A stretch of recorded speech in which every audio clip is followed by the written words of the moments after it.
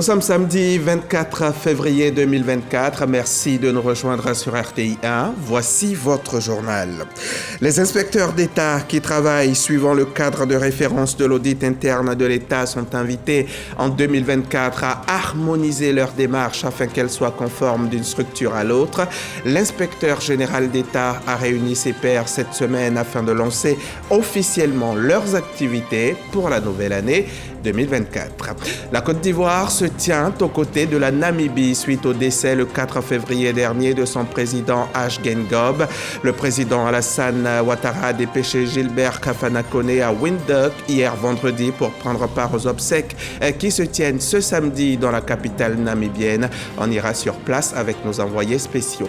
Au Sénégal, 16 des 19 candidats à la présidentielle ont refusé un dialogue proposé par le chef de l'État un peu plus d'une semaine après l'annulation du report de ce scrutin. Le président sortant a indiqué qu'il quitterait ses fonctions le 2 avril prochain au terme de son deuxième mandat, mais n'a pas communiqué de nouvelles dates pour l'élection initialement prévue ce 25 février. Tout d'abord, en bref et en images, le président Alassane Ouattara est arrivé hier vendredi à Abuja au Nigeria en vue de prendre part ce samedi même au sommet extraordinaire de la communauté économique des États de l'Afrique de l'Ouest sur la situation sécuritaire et politique dans la sous-région. Ce sommet examinera les derniers développements de l'actualité dans l'espace communautaire suite à l'annonce du retrait du Mali, du Burkina Faso et du Niger. L'institution sous-régionale. L'évolution de la situation sociopolitique au Niger également évoquée. Au niveau de la sécurité, les chefs d'État et de gouvernement passeront en revue les nombreux défis auxquels est confrontée la zone. Et en marge de cette session, les chefs d'État des pays membres de l'UEMOA se retrouveront également pour un sommet extraordinaire de l'Union. Les travaux porteront sur l'analyse de la situation socio-économique dans l'Union. Et puis, le chef de l'État regagnera Abidjan ce samedi même, 24 février 2024. Le président namibien H. Gengob, je vous le disais en titre, figure de l'indépendance et ardent opposant au régime d'apartheid en Afrique du Sud, est mort le 4 février dernier à l'âge de 82 ans d'un cancer. Président du pays depuis 2014, il est décédé à Windhoek, la capitale namibienne où il était hospitalisé depuis la découverte de cellules cancéreuses lors d'un bilan médical. Gilbert Kafana Koné est sur place au nom du chef de l'État pour prendre part aux obsèques qui ont lieu ce samedi dans la capitale namibienne. De retour dans la capitale économique ivoirienne. Le 22 février dernier, le président Alassane Ouattara, souvenez-vous, a accordé la grâce présidentielle à 51 personnes civiles et militaires condamnées pour des infractions commises lors des crises post-électorales ou pour atteinte à la sûreté de l'État. La classe politique a réagi à cette annonce. Tour d'horizon, là maintenant, de quelques réactions. Notre président écoute.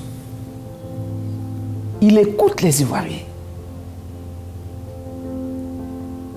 Je ne suis pas surprise qu'il ait pris de telles décisions.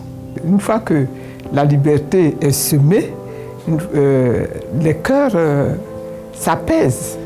Les cœurs s'apaisent. Et donc, c'est pour ça que je dis que c'est une bonne décision. J'ai déjà eu à saluer cette décision du chef de l'État, à le féliciter pour la hauteur de vue et pour son engagement en faveur du processus de réconciliation. Le vent de bonheur de la victoire de la CAN 2023 continue de se répandre sur la Côte d'Ivoire. La grâce présidentielle accordée par le chef de l'État à 51 prisonniers donne un nouveau souffle au processus de réconciliation nationale. La classe politique salue cet acte posé par le chef de l'État. Depuis quelques années, des pas importants sont faits. Je me rappelle de la loi d'amnistie en faveur d'un certain nombre de nôtres en 2018, de toutes les mesures de décrispation après la désobéissance civile. Et ce sont donc des actes qui s'inscrivent dans cette dynamique de réconciliation. Et je voudrais vraiment, au nom du Front populaire ivoirien, saluer les dernières mesures et souhaiter que ces mesures se prolongent, qu'elles s'approfondissent pour que, avant les élections de 2025, nous ayons tourné définitivement la page des graves événements que nous avons connus en 2011 et en 2020. Comme tous nos compatriotes ivoiriens, je me réjouis infiniment de cette grande magnanimité du chef de l'État qui permettra vraiment sans aucun doute de renforcer le climat de paix, de concorde, de cohésion, d'union, de fraternité, de solidarité qui prévaut en Côte d'Ivoire depuis l'accession du président Ouattara au pouvoir d'État en 2011. Climat de paix et de solidarité, d'union qui s'est manifesté de la façon la plus éclatante lors de la récente Cannes 2023. Tous les Ivoiriens en ont été témoins. Et ce climat permet également à la Côte d'Ivoire de se maintenir de façon, j'allais dire, solide sur cette trajectoire de développement économique, social et culturel qu'elle a emprunté depuis 2011, c'est-à-dire depuis l'arrivée du président Ouattara au pouvoir. Nous accueillons cette libération avec beaucoup de joie parce que la libération des prisonniers civils et militaires était réclamée par le président Laurent Gbagbo depuis longtemps pour qu'on puisse entamer de façon sereine le processus de réconciliation. Nous ne pouvons que saluer cela. 6 autres personnes bénéficient également d'une remise en liberté provisoire, des décisions qui appellent à la responsabilité de toute la classe politique. Chacun doit faire son effort de réconciliation pour entrer dans le processus de réconciliation. C'est valable pour ceux qui sortent de prison, qui doivent apaiser leur cœur et puis accepter d'entrer dans le processus de réconciliation. Le processus de réconciliation nationale, c'est d'abord l'initiative du gouvernement, et nous nous sommes disposés depuis toujours à discuter, à trouver les voies et moyens pour qu'on puisse solder tous les contentieux de la crise post-électorale. Le président Alassane Ouattara, aujourd'hui, nous montre bien qu'il est dans sa posture de père de la nation, garant de la cohésion sociale, de la réconciliation, de la fraternité. Il appartient désormais aux Ivoiriens de consolider tous ces acquis. Il a posé des actes forts. Qu'est-ce que chacun d'entre nous est capable de faire pour consolider cela? Pour que cela aille jusque dans tous les recoins de notre beau pays. Que les Ivoiriens se pardonnent, se parlent. Le président de la République, après la victoire des éléphants à la Cannes 2023, a souhaité que le climat de cohésion nationale qui a prévalu tout au long de la compétition soit maintenu et renforcé. La grâce présidentielle qu'il vient d'accorder vient matérialiser cette volonté. Là, c'était un document signé Michel Digré. Nos reporters ont également tendu le micro de RTI1 aux populations qui, elles aussi, se sont exprimées sur le sujet. C'est au micro de Éric Goré, également du service politique de la rédaction. Il faut saluer vraiment le geste du président. On sent qu'on est vraiment dans une Côte d'Ivoire unifiée où toutes les parties ne sont pas mises hors. Donc il faut saluer le père de la nation qui fait vraiment un travail formidable, qui a l'altruisme et l'enthousiasme de voir ses enfants réunis autour de lui. C'est déjà dire merci au chef d'État qui a pensé à ses Ivoiriens, qui a pensé à ses concitoyens, qui, vu leur état carcéral, a pensé à ce qu'ils puissent rejoindre leur famille. Bon, c'est un acte salutaire vu le contexte de la société politique actuellement de la Côte d'Ivoire. Donc vraiment, salut la bonne foi du gouvernement pour la libération. Ça montre une maturité sur la scène politique ivoirienne. Et nous tenons à remercier le président Alassane Ouattara d'avoir gracié ces citoyens-là. L'acte que le président vient de poser hier, vraiment, c'est un acte fort, c'est un signal fort pour la cohésion sociale. Voilà, surtout qu'avec la ferveur que la Cannes a apportée, on voit un peuple vraiment réconcilié et appuyé par vraiment la libération. Avec cette belle victoire de la Côte d'Ivoire à la Cannes 2023. Et pour moi, je pense que c'est une continuité de ce que nous appelons la fête. Parce que nous avons dit que c'était un jour de fête. Et le président, par cette grâce présidentielle, je pense qu'il continue ces jours de fête. Il a reçu déjà des étrangers chez lui, de telle sorte à pouvoir promouvoir ce sigle d'hospitalité. D'autant plus le confirmer encore quand les étrangers repartent. Et leur sortie, ça apaise les cœurs. Libérer les hommes par rapport à la paix, ça consiste n'est-ce pas, à renforcer la cohésion sociale et ça va permettre à la Côte d'Ivoire d'avancer. La CAN 2023 est donc achevée. C'est un moment historique que les plus nostalgiques regrettent encore. Cette CAN de l'hospitalité a été magnifique, à en croire les milliers de visiteurs qui ont pris plaisir à séjourner en Côte d'Ivoire pendant cette grand-messe du foot. La CAN, c'était du football, mais c'était aussi un symbole d'unité. Unité des peuples, mais également une admiration des populations pour le chef de l'État. Suivons ce récit de Mahama Traoré. Ce n'est pas seulement une équipe de 11 joueurs de football que les adversaires de la Côte d'Ivoire ont affronté sur le terrain durant cette CAN 2023. Ils ont aussi affronté une nation de 30 millions d'habitants sur le terrain, 30 millions de personnes unies dans leur diversité, 30 millions de personnes prêtes à tout donner pour voir leur équipe triompher. Souvenir pour souvenir, c'est le chef de l'État Alassane Ouattara lui-même qui a entonné cet élan patriotique en premier, mardi 23 janvier 2023, au lendemain d'une deuxième défaite concédée par les éléphants en match de poule. Il appelait ses compatriotes à demeurer confiants, là où les espoirs de qualification pour le second tour s'amenuisaient. Et je voudrais dire aux Ivoiriens de ne pas se décourager, comme le premier président, le président Houphouët nous l'a toujours dit, le découragement n'est pas ivoirien. Et je suis sûr que nous l'aurons une troisième fois très bientôt. Croire et entretenir l'espoir de remporter le trophée, un pari que même les plus optimistes des parieurs n'oseraient. La suite de l'histoire, on la connaît. La Côte d'Ivoire se qualifie pour les phases à élimination directe. Plus rien ne peut arrêter les poulains d'Emers Faé jusqu'à la victoire finale. Fait marquant de l'histoire, c'est l'ADN du 12e homme ivoirien qui se sera révélé à la face du monde. La communion née au stade Charles Konan Banny de Yamoussoukro en 8e de finale s'est amplifiée au stade de la Paix de Bouaké et n'a pas faibli lors de la demi-finale et de la finale au stade olympique Alassane Ouattara des BMP. C'est tout un peuple ivoirien qui est en liesse. À quelques secondes de la fin, il revient dans ce match. Des groupes d'animation aux supporters, le leitmotiv était le même. Être la force motrice des pachydermes et faire vivre un calvaire à l'équipe adverse. La stratégie aura payé.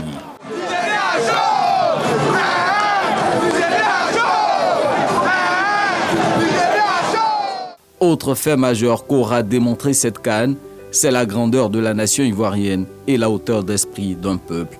Le temps d'une CAN, clivages, différences et divergences ont su s'effacer pour laisser place à l'esprit d'appartenance à une nation. Cette Côte d'Ivoire rassemblée, que bâtit d'arrache-pied pierre après pierre depuis 2011, le président Alassane Ouattara sous l'idéal de vivre ensemble. La cause de l'organisation réussie de cette CAN a su mobiliser les Ivoiriens de tous bords. Au final, chaque Ivoirien s'est senti fier de voir son pays relever ce défi majeur. Reconnaissance oblige, artistes, hommes politiques et religieux, tous reconnaissent le mérite du président Alassane Ouattara dans cet accomplissement. C'est d'ailleurs ce qui lui a valu un hommage mérité le 11 février dernier, jour de la finale de cette mémorable CAN.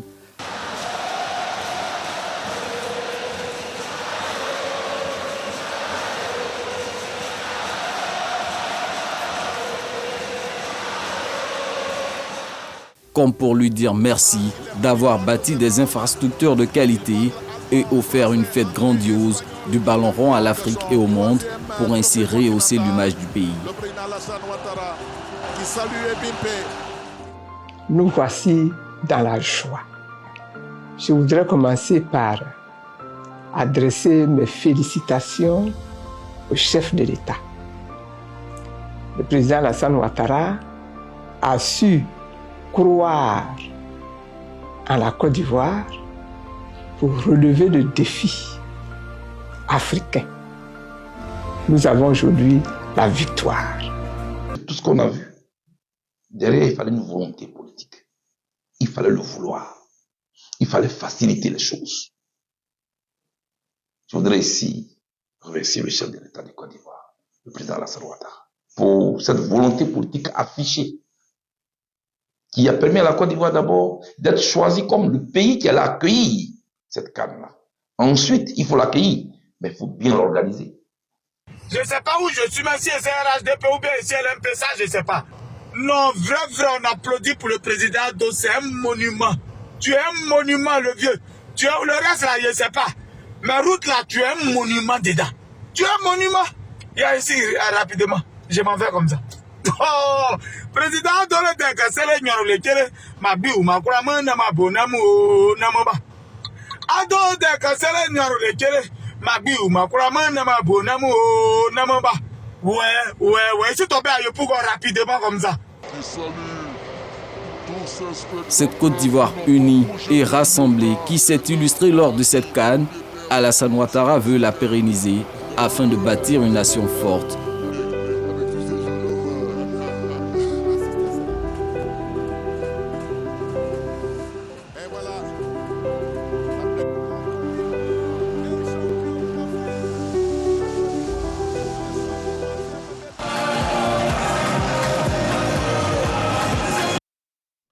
Après la CAN, maintenant qu'on a épinglé notre 3e étoile sur le maillot, la vie peut reprendre son cours normal.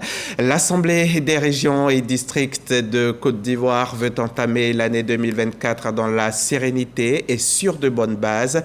L'instance a accueilli officiellement ses nouveaux membres cette semaine ici à Cocody. Occasion pour le président de la RDCI de les informer de ce qui doit être leur contribution à l'amélioration des conditions de vie des populations. Reportage Jean-Marc Djadji et Joël Gomez. 12 nouveaux présidents de conseils régionaux et 2 ministres gouverneurs de districts autonomes intègrent l'Assemblée des régions et districts de Côte d'Ivoire, ARDCI. Ils sont présentés par le président de leur fêtière, Eugène Akaouélé. Élu à l'occasion des élections locales 2023, les responsables de ces collectivités territoriales contribueront désormais au cadre de concertation et de dialogue permanent initié par la RDCI. Nous nous sommes engagés dans ce combat qui est de servir nos populations et de faire en sorte que le développement, la croissance que nous avons au niveau national puisse descendre le plus bas possible. Je rejoins la RDCI avec humilité parce qu'il y a des anciens, donc nous serons à l'écoute. La RDCI accompagne le gouvernement dans sa politique de développement durable en vue de l'émergence de la Côte d'Ivoire. Il importe donc que nous nous inscrivions dans la vision du président de la République qui promeut une Côte d'Ivoire solidaire, une Côte d'Ivoire au service des populations pour le bien-être de nos concitoyens. Le président de la RDCI, Eugène Akaouélé, a invité les nouveaux présidents de régions et districts à promouvoir la solidarité, la proximité et le développement, valeurs prônées par le chef de l'État. C'est le lieu pour moi de saluer et adresser mes vives félicitations à tous les présidents de régions pour leur remarquable implication dans la réalisation de tous ces projets qui ont permis de transformer nos territoires pour le bien-être des populations à la base. Il nous appartient dès à présent de travailler à consolider ces acquis, de travailler à renforcer le capital confiance justifiant le passage à l'échelle de la mort en nous appuyant sur le strict respect de nos engagements contractuels. Ces échanges entre membres de l'Assemblée des régions et districts de Côte d'Ivoire ont permis de consolider et présenter les acquis de la précédente mandature. Et dans la même veine, pour l'année 2024, les inspecteurs d'État qui ont pour mission le contrôle et l'audit interne dans les structures publiques sont invités à harmoniser leurs démarches afin qu'elles soient conformes d'une structure à l'autre. Et cette année encore, l'inspecteur général d'État mise sur la prévention plutôt que la répression. On voit cela avec Didier Nguessan. Mission d'inspection, de contrôle et d'audit interne afin de faire correspondre les attentes et résultats des orientations définies par la hiérarchie.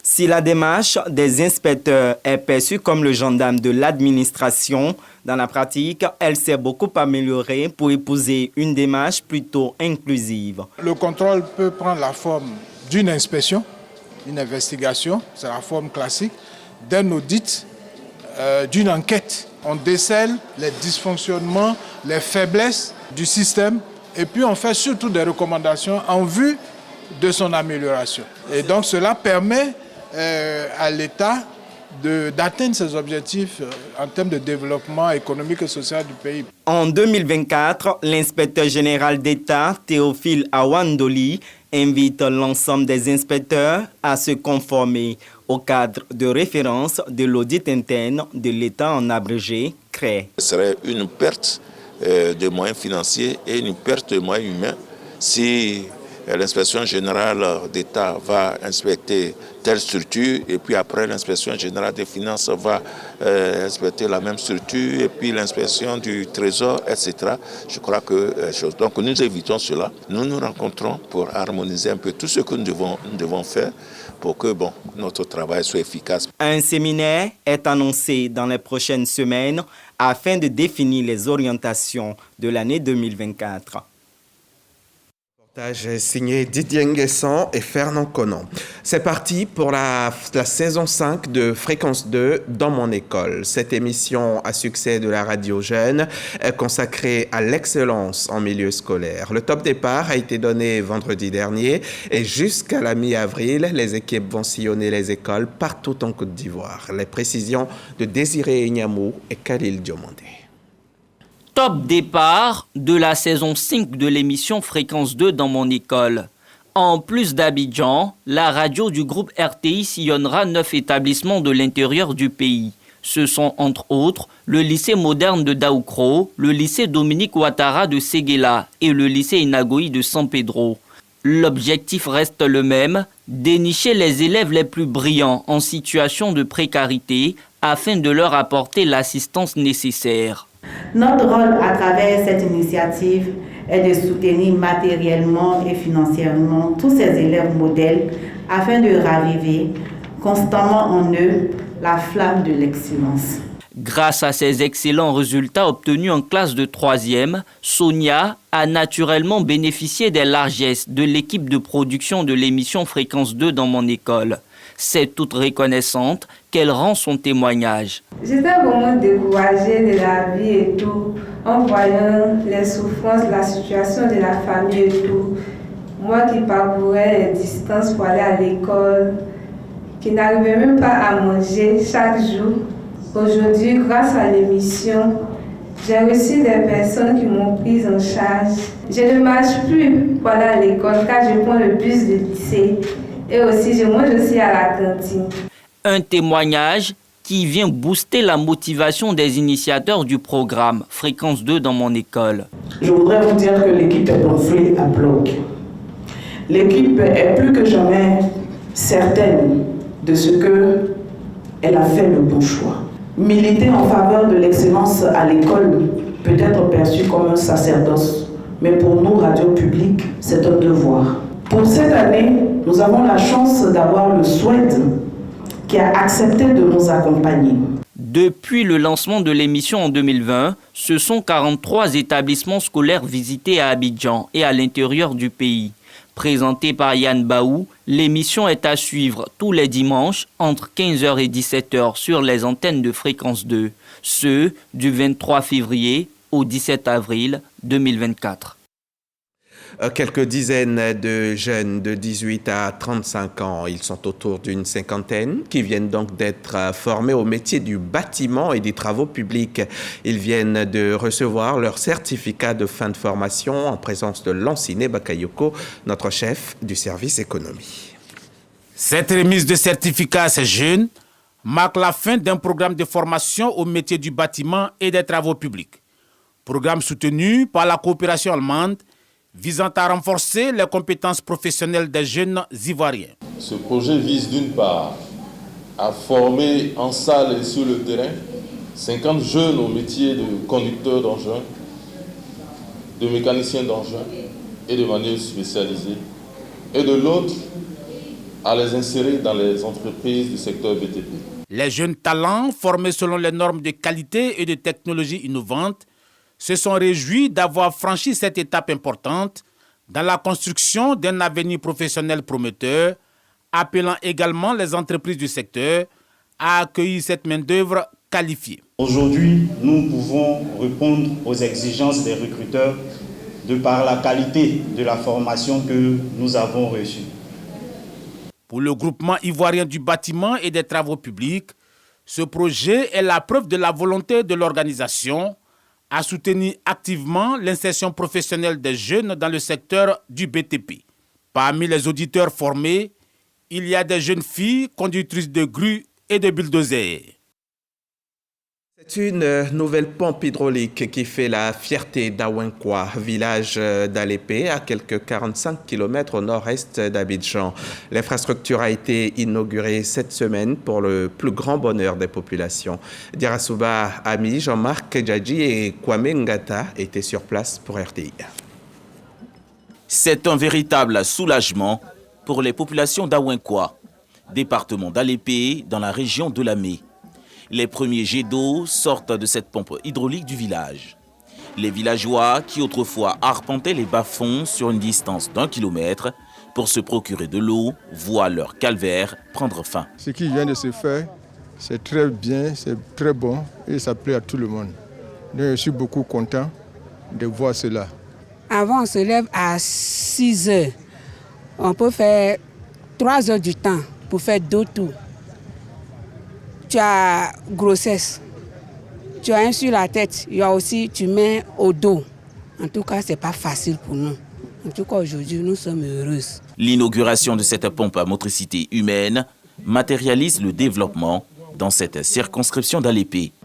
L'eau étant source de vie, nous avons voulu donner cette vie à cette population en réalisant ce forage. Ayant constaté lors d'un passage effectivement dans cette bourgade qu'il y avait un problème d'eau, on a tout de suite voulu voler effectivement au secours de cette population pour qu'elle puisse vivre heureuse. Raison pour laquelle nous n'avons pas ménagé les moyens à nous tourner vers nos bienfaiteurs afin qu'elles puissent nous accompagner dans la réalisation effectivement de ce point d'eau. Alain Gay, sous-préfet, invite les populations d'Awenkwa à entretenir cette infrastructure qui va améliorer leurs conditions de vie. Si ce point d'eau est bien entretenu, vous comprenez qu'effectivement, d'abord la population, ça va leur permettre de ne plus connaître les souffrances qu'elles ont connues avant. Et secondo, ça permettra aussi à monsieur le député, ses partenaires, d'être encouragés pour entreprendre beaucoup d'actions de développement ici à Awenkwa. La construction d'une école primaire, la viabilisation du village d'Awenkwa et son électrification sont entre autres les prochains défis à relever pour le développement de cette bourgade. C'est inédit, les valets et les femmes de chambre voient leur métier qui se professionnalise. Une centaine d'entre eux ont bénéficié récemment de formations à l'initiative de la Direction générale de l'industrie touristique et hôtelière. Les précisions de Patricia Omouetia. Vous pouvez lire sur le visage de chacun des 100 récipiendaires de la joie. Le directeur de cabinet du ministère du Tourisme, Jean-Marie Atta, a félicité le collège des formateurs au nom du ministre du Tourisme, Siandou Fofana. Pour l'ambassadeur de la Turquie, cette formation contribue à renforcer les relations entre les deux pays. L'agence de développement de Turquie a fait une petite contribution aussi dans cette formation, et en manière que nous fortifions les relations et construisons un pont entre nos deux pays. L'initiative est de mettre un accent particulier sur l'insertion professionnelle des jeunes à travers le programme social du gouvernement. On les remercie vraiment d'avoir valorisé ces métiers et que moi j'appelle les essentiels de l'hôtel. La petite main, celle qu'on ne voit pas, qui est dans les coulisses, mais qui fait l'hôtel. Je sors de cette formation avec plusieurs connaissances. Déjà que moi, j'exerce en tant que femme de chambre et au cours de cette formation, j'ai acquis certaines méthodes de travail que je ne connaissais pas avant. Le directeur de la coopération et de la professionnalisation a encouragé les acteurs du secteur privé à s'engager davantage avec le ministère du Tourisme. Le ministère du Tourisme a sa volonté affichée de relever le défi de la qualité du service offert dans des établissements hôteliers. Pendant et après la CAN, a initié des sessions de formation en vue du perfectionnement des acteurs du secteur, dont les premiers bénéficiaires ont été les valets et femmes de chambre réunis en groupement sur le label de GGACI, c'est-à-dire Groupement des gouvernants de l'hôtellerie de Côte d'Ivoire. Le projet de formation des valets et femmes de chambre a été initié à l'effet de renforcer les capacités de ces dames, de ces femmes et hommes qui s'occupent des questions de conciergerie dans nos établissements d'hébergement. Au thème de la cérémonie, plusieurs attestations ont été distribuées. C'est ce soir, ce samedi soir, 24 février, donc, qu'aura lieu le concert-spectacle de Kenji Girac, qui a été annoncé depuis quelque temps déjà. L'artiste est à Abidjan et le rendez-vous, c'est ce soir, donc, au magnifique parc des expositions, non loin de l'aéroport Félix Houphouët-Boigny de Port-Bouët.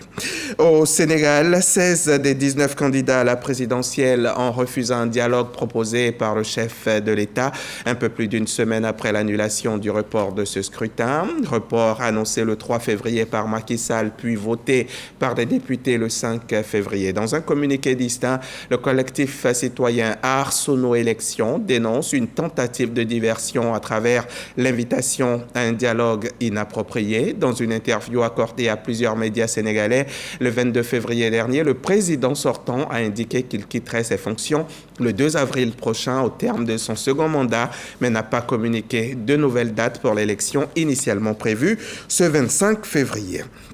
Je vous le disais aussi à l'entame de cette édition, le président Alassane Ouattara est à Abuja depuis hier vendredi pour prendre part ce samedi donc au sommet extraordinaire de la communauté économique des États de l'Afrique de l'Ouest.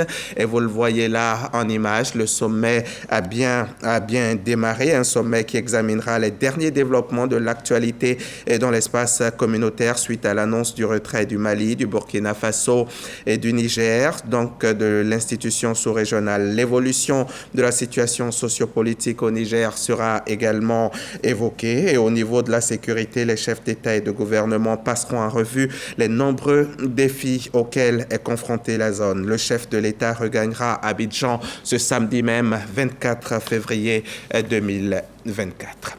Et voilà pour ce 13h. Merci de l'avoir suivi. Merci surtout de votre confiance. Et demain, je reviens pour le grand journal du dimanche.